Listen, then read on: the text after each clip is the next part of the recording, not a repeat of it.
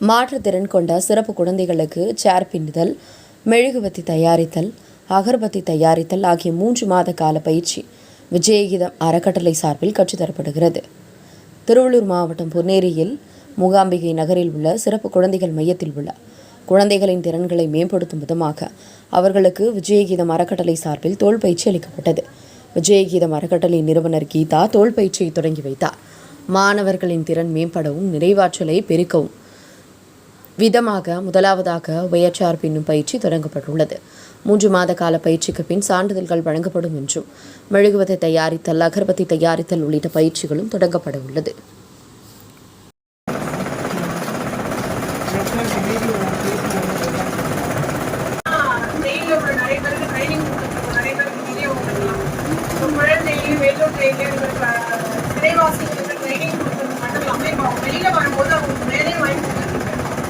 Tailoring machine வந்து வாங்கி அவங்க சுயமாக தொழில் பண்ணணும் அப்படிங்கிறதுக்காக அதில் மனசு நிறைய நான் போட்டிருக்கனால திடீர்னு ஒரு ப்ரோக்ராம் பண்ணுறது கொஞ்சம் யோசிச்சேன்.